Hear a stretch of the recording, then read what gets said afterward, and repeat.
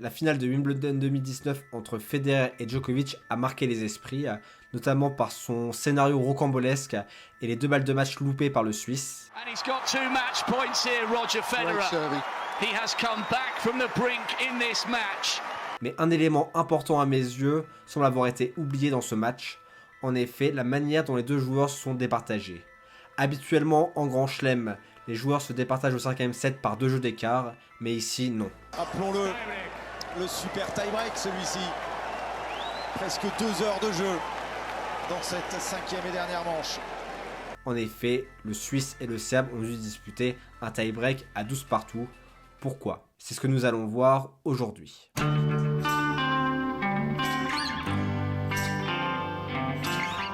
Au tennis, les tournois sont catégorisés selon leur importance et les grands chelems sont donc les plus prestigieux. Ce sont eux qui écrivent l'histoire du tennis, l'histoire de la petite balle jaune. Mais il y a peu, un changement est apparu. En effet, pendant très longtemps, lors de la manche décisive, s'il y avait 6 partout, aucun tie-break n'était disputé, mais les joueurs devaient se départager par 2 jeux d'écart. Ce que nous allons voir, c'est qu'il n'y a aucune cohérence entre eux. En effet, 4 grands chelems, 4 règles différentes. Si nous regardons l'US Open, qui est donc le dernier grand chelem de la saison, mais le premier à avoir instauré le tie-break à 6 partout dans le 5e set. En effet, dès 1970, et en réalité la création du tie-break, ils ont décidé de mettre en place ce jeu décisif pour clôturer le match. A l'inverse, l'Open d'Australie, lui, a supprimé les 2 jeux d'écart seulement en 2019, mais n'a pas mis en place un tie-break classique à 6 partout, non, ils ont décidé de mettre en place un super tie-break. En effet, Craig Tiley, le directeur de l'Open d'Australie, s'est justifié en disant que le super tie-break permettait d'avoir moins d'aléatoires qu'un tie-break. Ensuite, nous avons Wimbledon, qui a décidé de mettre en place la même année un tie-break, mais non pas à 6 partout comme l'US Open, mais à 12 partout. Enfin, il reste Roland Garros, le vilain petit canard de la bande, qui a décidé de ne pas instaurer le tie-break au 5e set et de conserver les 2 jeux d'écart dans cette dernière manche. Pourquoi ce changement ? Pourquoi l'Open d'Australie et Wimbledon ont décidé d'instaurer ces nouvelles règles ? Eh bien, j'ai trouvé 2 raisons à ce changement. La première, c'est pour l'équité sportive, et la deuxième est financière, et pour les droits télé et les diffuseurs. Nous allons donc voir dans un premier temps quel est le lien entre la suppression des 2 jeux d'écart au 5e set et l'équité sportive.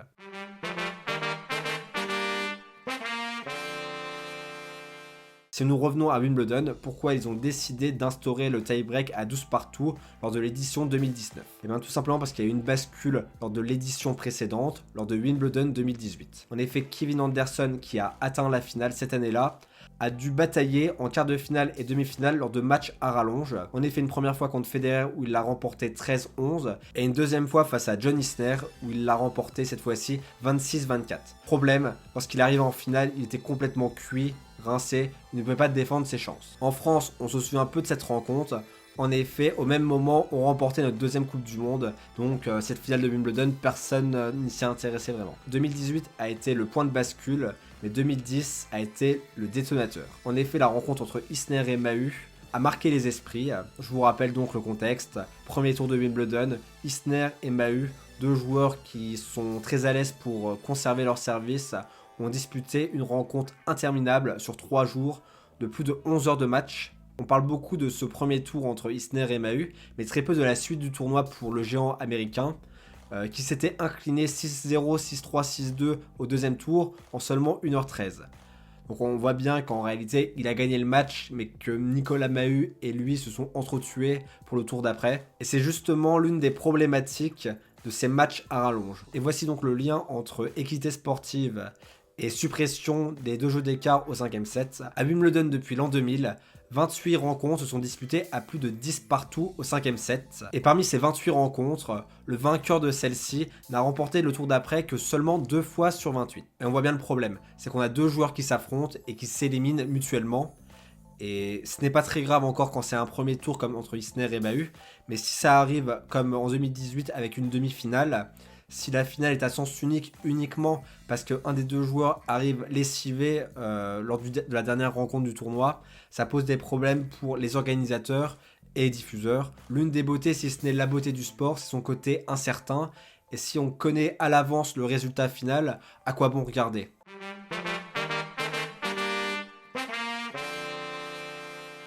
Avant d'aborder le lien entre la suppression des 2 jeux d'écart au 5e set et les diffuseurs, nous devons regarder le chiffre d'affaires des grands chelems. J'ai décidé de prendre la saison 2019 pour regarder les revenus générés par les grands chelems, tout simplement parce que c'est la dernière saison à ne pas avoir été impactée par la crise sanitaire. Or, on sait bien que la plupart des grands chelems ont perdu beaucoup de revenus suite à cette crise. Donc on voit que Roland Garros est le grand chelem qui génère le moins de revenus, et à l'inverse, c'est l'US Open qui en génère le plus. Mais peu importe les montants brassés par les grands chelems, ils ont tous 4 sources de revenus principales. La billetterie, le merchandising, le sponsoring, et enfin la dernière, les droits télé. Et si on regarde la répartition des revenus en fonction des sources, on remarque que les droits de télé correspondent à 37% des montants générés par Roland Garros en 2019. Donc évidemment, c'est la source de revenus la plus importante. Et le poids des droits télé a même augmenté suite à la crise. En effet, si on prend Roland Garros 2021, le montant de ces droits correspond à 56% des revenus générés par Roland Garros. On l'explique tout simplement parce que forcément, avec une jauge limitée dans le stade, la billetterie a diminué, mais également le merchandising. En effet, il y avait moins de consommateurs présents sur le site du tournoi pour consommer, tout simplement. Tandis que ceux des droits TV sont restés identiques, voire même ont un peu augmenté avec le nouveau contrat. Donc on se rend compte que les droits télé correspondent à une source de revenus très importante pour Roland Garros, pour les grands chelems et globalement pour toute organisation d'événements sportifs professionnels. Donc les organisateurs de tournois, les grands chelems doivent entretenir de bonnes relations avec les diffuseurs qui leur apportent beaucoup d'argent. Le tennis n'est pas un sport apprécié par les chaînes de télé, tout simplement parce qu'il est très compliqué d'estimer la durée d'un match.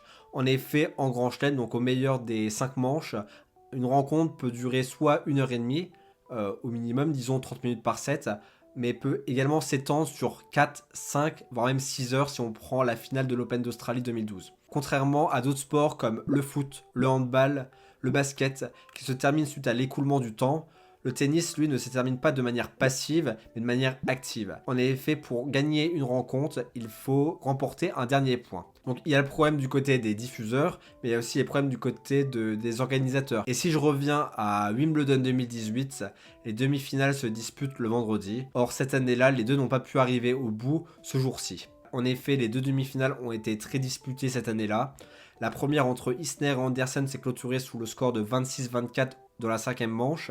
Et ensuite, Nadal et Djokovic n'ont pas pu terminer leur match le vendredi. Ils ont dû revenir le samedi, finir leur rencontre, ce qui a décalé la finale dames de 2 heures. Ça ne fait pas très sérieux en termes d'organisation pour un événement comme Wimbledon. Et si on revient sur l'équité sportive, nous avons donc un joueur qui a eu un jour de repos et un autre qui n'en a pas eu. On peut être en accord ou en désaccord avec ces justifications, mais quid de la finale où ces deux arguments peuvent être balayés d'un revers de main. Au niveau de l'équité sportive, comme il s'agit de la dernière rencontre du tournoi, peu importe si les deux joueurs finissent cramés, ils n'auront pas une autre rencontre à disputer. Donc on peut déjà écarter pour moi cet argument. Est-ce que les diffuseurs n'auraient pas intérêt de rétablir les 2 jeux d'écart au 5e set pour la finale? En effet, si on prend Federer-Djokovic à Wimbledon 2019, est-ce que le match ne serait pas passé dans encore une autre dimension si c'était terminé par 2 jeux d'écart? Peut-être qu'ils auraient pu aller jusque 26-24, 40-38, peu importe.